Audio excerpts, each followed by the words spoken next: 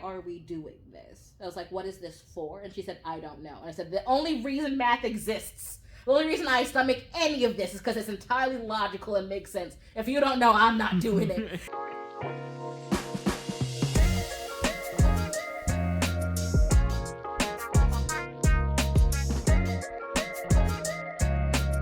Question from the comment section.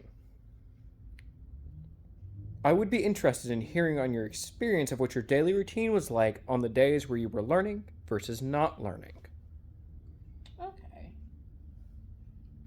That varies a lot. It varies. Like, what time of year is it? Is it raining outside? How old was I when this was happening? Is theater going on? Do I need to be making Halloween costumes right now? Like, what? It varies, like, a lot. Now, I will say, like, if I chunk it up into, like, age brackets, yeah, I guess it'll be a little bit easier, because when I was super young, we were more regimented.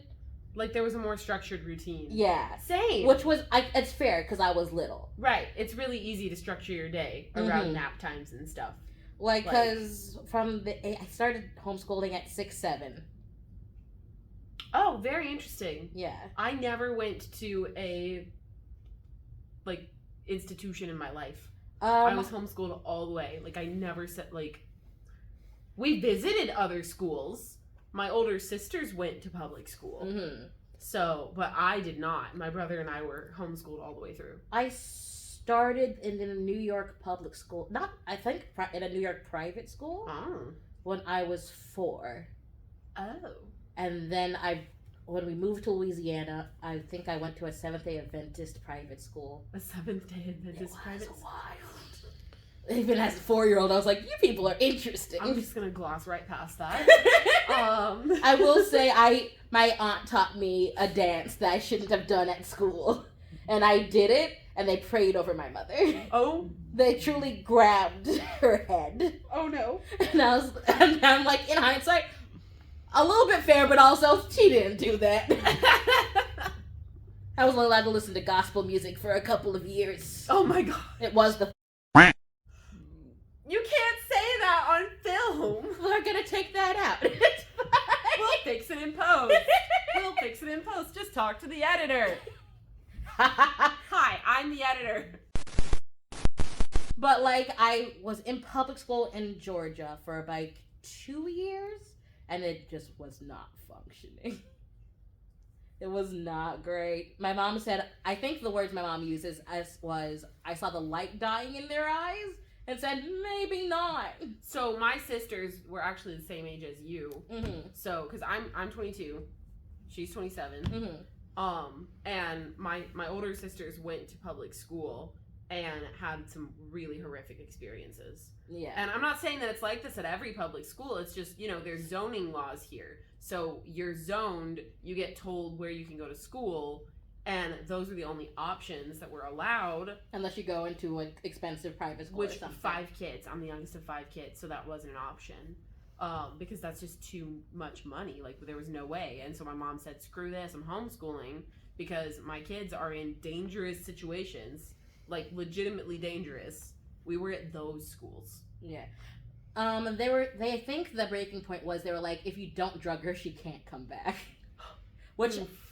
fair, I was extremely ADHD, but, like, not in a way that they know that was, like, distracting to other people. Well, and I feel like the topic of medication is, like, another topic we could make an entire video on. Yeah. But, like, I do think that there's a point at which, like, you need to respect the parents' wishes when it comes to medicating their child. Like, yeah, they were truly like, she can't come back if you don't medicate her. My sister was jumped by 5 other girls in the locker room. What the hell? Because it was a whole thing. But, like, there were fights breaking out. Like, some of them were taking stuff off campus. So my mom was like, yeah, my kids aren't going to that. So that's how we wound up homeschooling. That's fair. Which she was already, like, a teacher. Yeah. She already had the education for it. So it really wasn't a huge jump for her to just start schooling us at home. I loved it.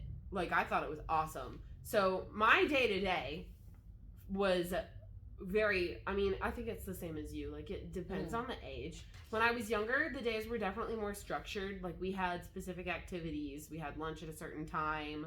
But, like, my dad also worked from home. So things got, like, a little bit... Like, our schedules would kind of overlap sometimes. And we had to find ways to balance that. And sometimes, like, he'd have meetings and the whole house would have to be quiet. So, I mean, there's definitely some difficulties if you've got both parents at home and there's work going on. I would say just try to do your work at the same time. That's usually what worked for us. So, like, if he was doing work, we did work, and then we would take, like, an hour for lunch, and we'd usually, like, watch a documentary together as a family for, like, history or something. That was usually what we did at lunchtime, and it was, like, a nice break. And then the rest of the afternoon would tend to be, like, our book work that we did on our own. So, because my mom lectured us as well. Like, she did actual... I think when I was lectures. Very young, that's what my mom did. I'd have to dig way back into the archive for this information. I had to think. I'm like, what were we doing? I think at the beginning, we had, like, a book for each subject. Yeah. And then, like, we would sit down with me, my mom, and my brother. Yep. And we would work through whatever the lesson was for that day. Mm-hmm. As we got older around middle school, when Jackson and I became slightly more autonomous, we were like, my mom would be like, here's the stuff you have to do today. Yes. And if you're not, and like, if you're done before 4, you can't watch anything but educational TV. So, man, did I watch a lot of Animal Planet. That's actually not very different from how it was for us. So, I will say things got a little weird when my sisters who were in high school suddenly got pulled out of school, and then we had to balance. There's an 8-year gap between me and my oldest sister, and there's 5 of us. I'll let you think with that what you will. But just to explain, we have a diverse group of ages in the household, and it was a small house. So none of us, like, we didn't have as much of an option to go to separate learning spaces. We had to basically all be in the same room because that's what we had available. And so there were some times when my brother and I, instead of focusing on our schoolwork, my mom wound up teaching us high school literature because we were supposed to be doing what we were doing, and we would hear them talking about Beowulf, and we were like, whoa, dragons.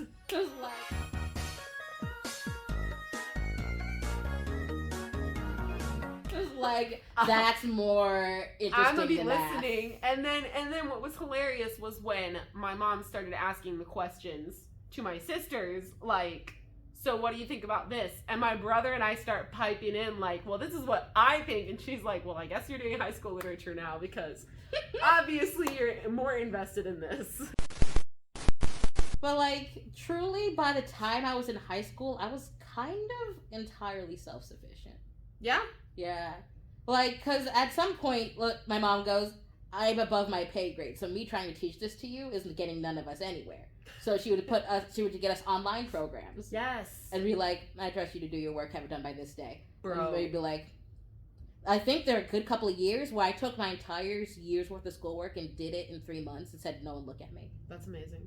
And my mom was like, is it done? I was like, yep. And she was like, cool. You have to read the entire year and do a little bit of math so you don't lose it. And I said, dope. And I just walked away and went about my business. Yeah, I wish I could have been that way. I was not that, like... But again, I have my mother's hyperfocus-ADHD. That's fair. So I was like, I'm tired of doing math, so I'm going to do all of it. And I don't want anyone to look at me. I absolutely had to pace myself. Math especially. Like, that was the most difficult subject for me. I am not bad at math. I simply have a low attention span for it. So when I had the hyper-focus for it, I said, I have to do it all because I can't stretch this over a year. I'm pretty sure I have dyscalculia because numbers do the squiggly thing in front of my face that, like, words do for dyslexia. But it's only numbers. Yeah, that's dyscalculia. And I will scramble them and transpose them.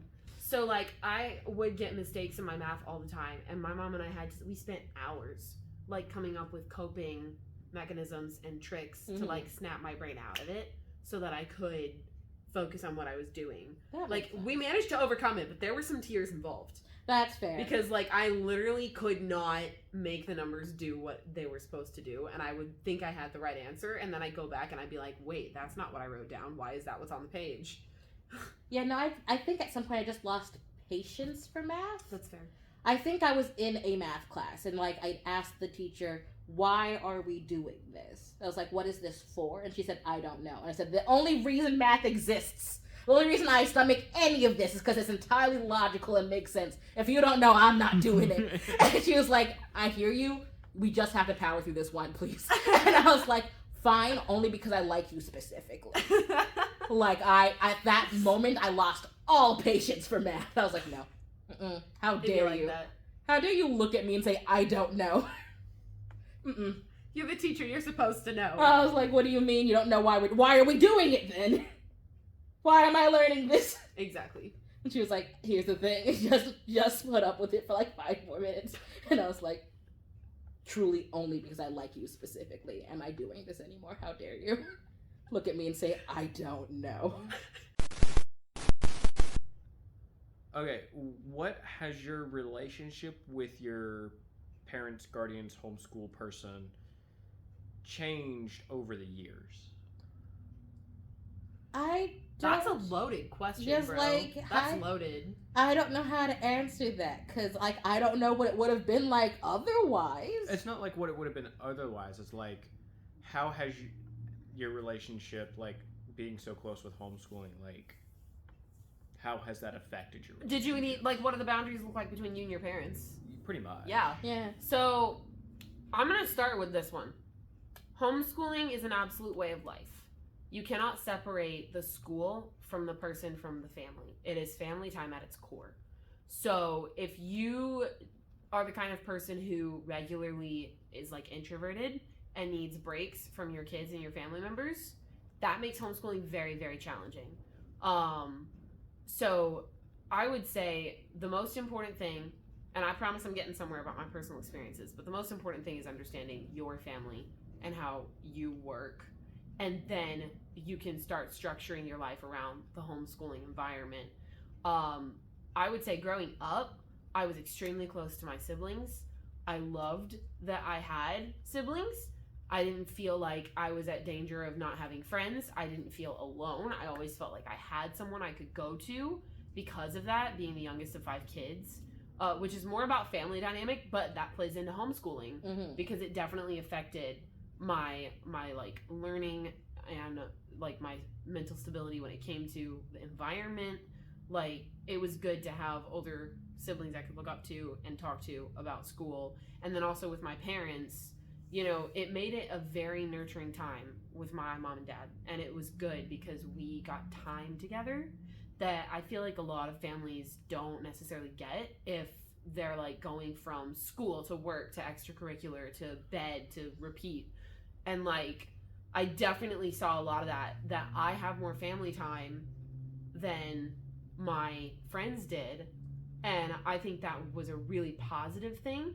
Now, going into adulthood, I'm gonna be honest, that's something I'm still trying to figure out.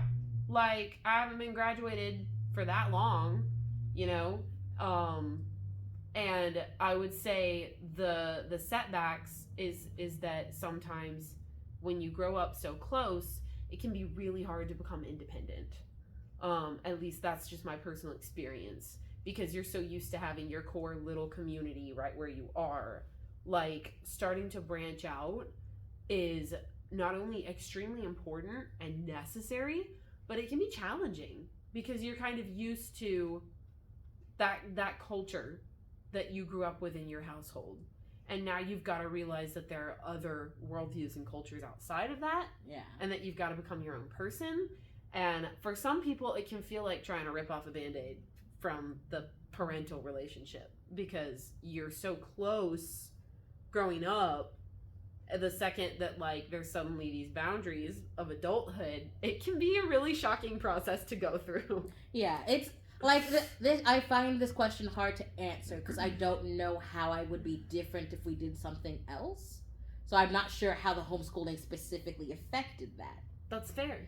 But like from as far as I can sort of intuit, I agree with you a lot. It's like your family is sort of just like, what do you like when you're with your family dynamic all of the time? Like literally 24/7. Like, all of the time. My brother and I are very close, which we always have, and I think we would have been even if we were going to regular school. Right. But like, truly, if you don't like your siblings, it's a figure it out or kill each other sort of situation. Basically, yes. Like, there was like maybe 1 or 2 years Jackson and I didn't get along super great, when I think he was like 16 and I was like 14. Yeah, that's the time. But like though. we wouldn't have. Right. And so we squared up and said, are we gonna die or are we gonna figure it out? Same. And like literally that's what you do. I did the exact same thing with my brother. I mean, It's it was like literally the same. you look at each other and go, how's this gonna go, my man? Right. Because I can go to my room and you can go to your room, but at the end of the day we have dinner in the same location. Literally. And if we want to use the TV, we're gonna have to parse that out too. So like, how do you want to figure this out, my dude? And also there's like I think I'm very lucky with like my immediate family. I Yeah, think my mother is definitely. very good. My father is very good. I have an exceptional sibling. Because I live with my brother right now. And like, truly, most people could not live with their siblings into adulthood. Yeah, that's something that I also did not understand growing up because I was like, what do you mean you don't like your siblings? Like, they're my best friends. Right? I was like, who Like- else am I going to hang out We with? have our differences, but like... Yeah, it's like, and I have friends. I had lots of friends outside of the Yeah. house. But they were like, oh, who's your favorite person? I was like, that dude. Literally, if I needed anything, he'd just take care of it without me thinking about it. Me and my brother are the exact same way. Good, we're fine. But like, truly, I was like, we became adults, and I was like, we could get roommates and live separately, or we can live with the person I had to deal with for 27 years. We figured out the issues already. There you go. Why Right? would I do that with other people? Right? We have ironed out all the living issues. So like every once in a while I'll be like, hey yo, what the hell? And this other person's like, that's fair.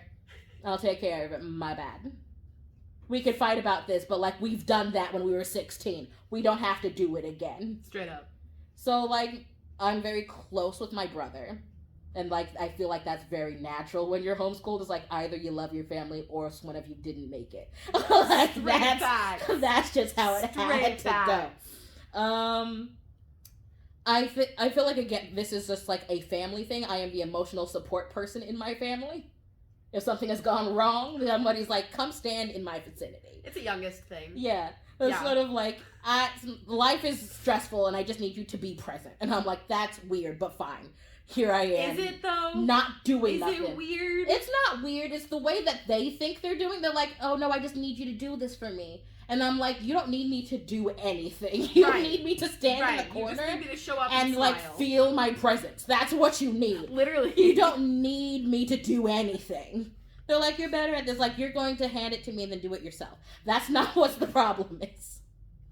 So like, so maybe there's a little more room for codependency to build because like, I definitely think that's something to be cautious of. Like, Yeah. if you're homeschooling, just be aware yeah, of boundaries and codependent tendencies. yeah, Because it definitely is an easier time in homeschooling. Because you can accidentally, make your child emotionally dependent on you. If you're the person who is schooling them, driving them around, like doing everything together. mm-hmm. Because there's just an easier time for that to happen. So Yeah. I just say be cautious of it, Be aware that could happen and take steps to, form healthy boundaries while you're homeschooling. Yeah. I mean, for anybody who worked from home during COVID, Right. I was like, y'all got either real close or the fight started immediately, didn't it? you should be aware if you worked from home during COVID, then you know that like you had to set boundaries that you didn't know were necessary Mm-hmm. because you were working. I also think a lot of homeschoolers who had an easier transition into 2020 than a lot of other people. Definitely. I, unfortunately and fortunately, I had hurt myself pretty badly at the beginning of the year and ended up getting surgery like in March. Like, I broke my knee. It was ridiculous. Oh my But I was like, I'm not going anywhere anyways. And I was like out of the house maybe 2 days a week for physical therapy. And I was like, that's just my high school schedule. You ain't got nothing on me. I'm wow. fine. See, now that's something I'll say is super different for us. People talked about that a lot, and I'm going to circle back to one of the things we talked about because I forgot to mention this. We went to the library all the time. Oh, yeah. Like, all the Oh, time. the librarians we were went sick to of the me. library. Oh, my gosh. We went to the museums. Mhm. We would go have school in the park. Oh, Like, my all mom the would time. literally pack us a picnic lunch. Bless her. She's an amazing woman. But, like, and she was so intent that we get out and get moving and, like, learn how to socialize. And we would go hang out at, like, churches sometimes, and we would audit classes Mhm. at like private schools because she was also a drama instructor, And she had another friend who taught drama at another school, and it was a private school, and we would go there to help with the drama class. Like, she was helping out with this other person. And so we would spend like one day a week at a drama club at a private school for free because she was helping. So we just got to hang out and like meet other kids and like be introduced to other diverse ways of learning, which was so awesome. And we did lots of stuff like that. Yeah, it truly lends itself towards experiences. Yes. Because I think I did the Holocaust experience, I did the Bodies Museum, I did the Titanic Museum. That's amazing. Yeah, like, no, every time one of those things came through, I was there. That's amazing. Like, literally every single time there was, like, a historical educational program going on in Atlanta, which was often. It is awesome. Mom was like, forget everything else you're doing today, get in the car. Basically, yes. Also, like, did you go to factories? Like, we went to Mayfield. I did go to a factory. We went to Mayfield, and that was so fun. I did go to a factory. What were we doing there? I don't know, but, like, they took us I think we went to the Alamo once. No, we just traveled a lot. We did not. We did not travel a lot because hello, high five, kids. Yeah. Good luck. My dad traveled a lot for work, and sometimes he would take us, and then like, we bounced around so much at the beginning of my life because I was born in New York and my parents were raised in New York. So like once a year we take like a 12-hour drive. That's amazing. And stay at my grandparents' house for like a month. We went to Tennessee a lot when my siblings went to school out there. Thank you so much for watching today's video. If you like what you see, please feel free to like, share, subscribe, and we always appreciate that thoughtful discussion down below in the comments section. Until next time.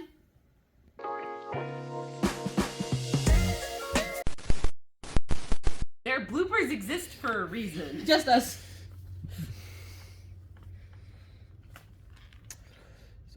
Question from... What? Are we supposed to introduce ourselves? Yes. Oh. Oh, that's right. That's fair. Confessions of a homeschool graduate. Oh, that's so What do we do? Stop, top, wind it. And we're just gonna riff. I'll edit it. I'll deal with it. I'm taking this on myself. It's fine. Okay, Hi, I'm Holly. I'm Jordan. And this is Confessions of a Homeschool Graduate. I don't like that. I was like, I don't what are like we doing? that. I know you don't. What do I need? We have an intro.